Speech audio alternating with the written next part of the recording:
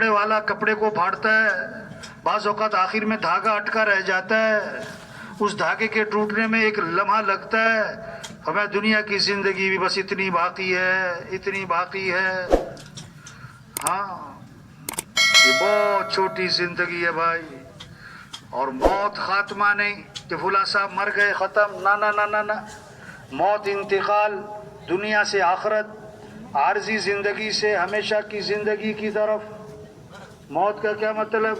جو نظر آ رہا تھا نظر آنا بند، جو نظر نہیں آ رہا تھا نظر آنا شروع۔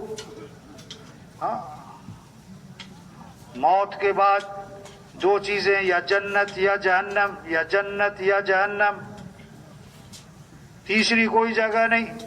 فریق فی الجنت وفریق فی السعیر، ایک گروہ جنت میں ایک گروہ جہنم میں۔ کیا غریب امیر، جتنے بھی دنیا میں انسان مرنے کے بعد یا جنت یا جہنم، کامیاب کون ناکام کون؟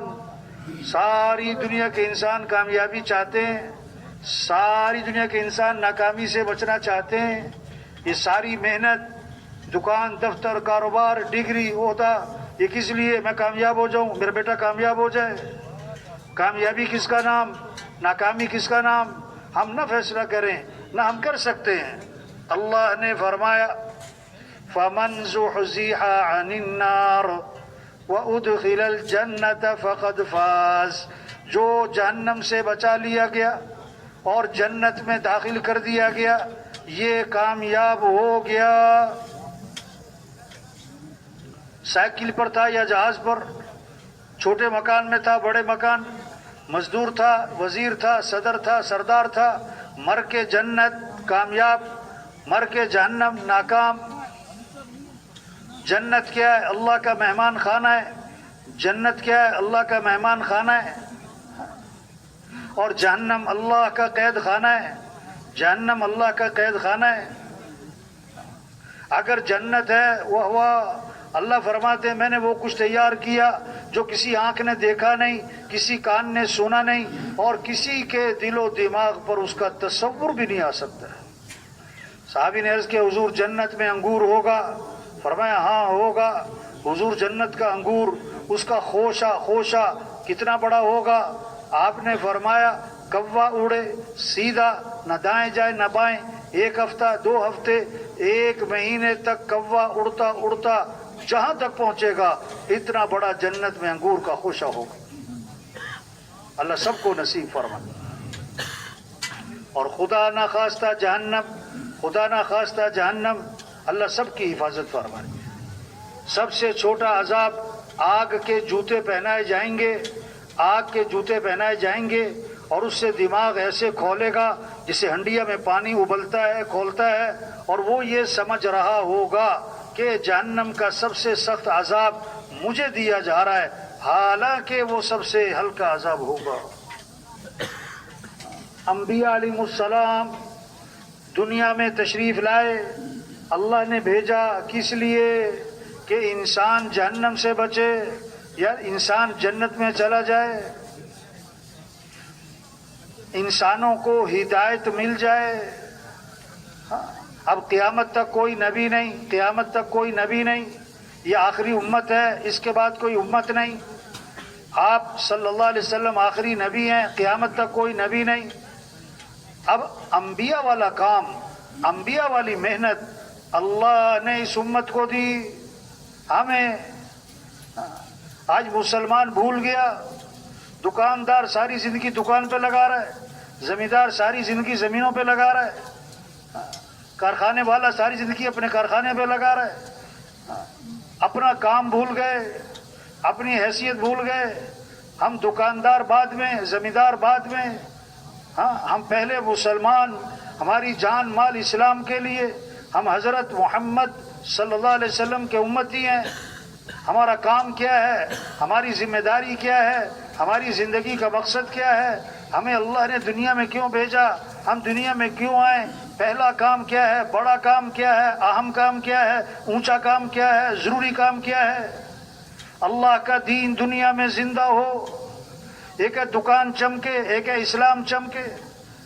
ہاں، ایک ہے زمیندارہ چمکے، ایک ہے اسلام چمکے، ایک ہے میرا کارخانہ چمکے، ایک ہے اسلام چمکے۔ ہم مسلمان پہلے، دکاندار بعد میں، دکان چمکے محنت بعد میں، اسلام چمکے پہلے محنت یہ ہوگی بھائی۔ مسلمان کب چمکے گا؟ جب اسلام چمکے گا۔ مسلمان کو عزت کب ملے گی؟ جب اسلام کو عزت ملے گی، اسلام کو طاقت، اسلام کو تقویت ملے گی تو مسلمان کو بھی تقویت ملے گی۔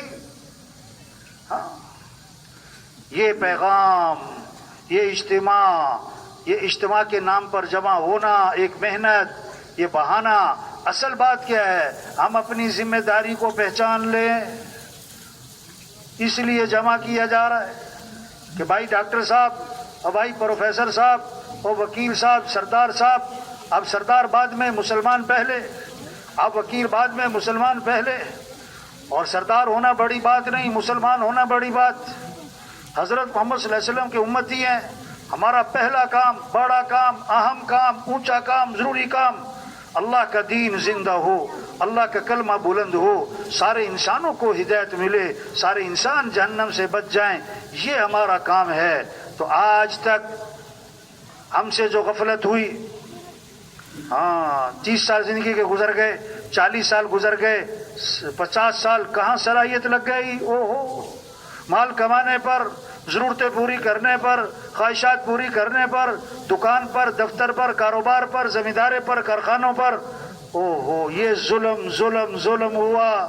وضع الشیء فی غیر محلی، ظلم کہتے ہیں چیز کو وہاں لگا دینا جہاں اس کی جگہ نہیں۔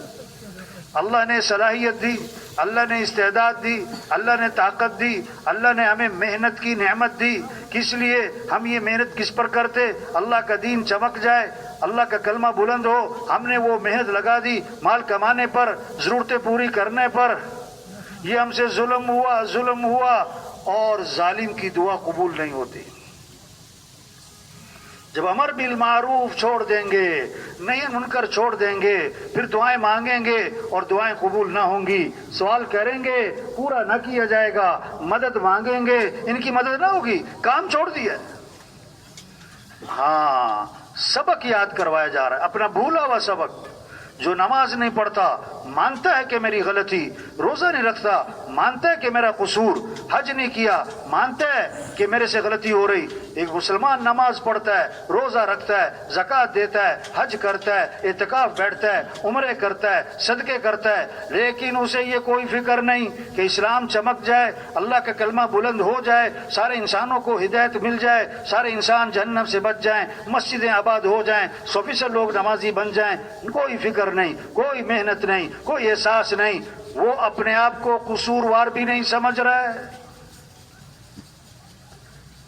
دین کا کام صرف چھوڑا نہیں، بھول گئے۔ تو بھائی آج تک ہم سے جو غفلت ہوئی اس دعوت کے کام میں، تبلیغ کے کام میں، انبیاء والے کام میں، سب سے اونچے کام میں، سب سے بڑے کام میں، ہم اس پر اللہ سے معافی مانگیں۔ کیا کریں بھائی؟ اور جو بقیہ زندگی ہے اس کے بارے میں عزم کریں کہ بقیہ زندگی کو اللہ کے دین کے پھیلانے پر لگائیں گے انشاءاللہ، کیونکہ سب کی نیت ہے نا۔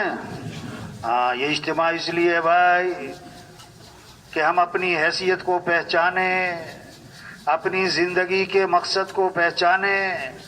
3 چیزیں ہیں، 3 چیزیں، ایک ہے مقصد زندگی، ایک ہے ضروریات زندگی، اور ایک ہے خواہشات زندگی۔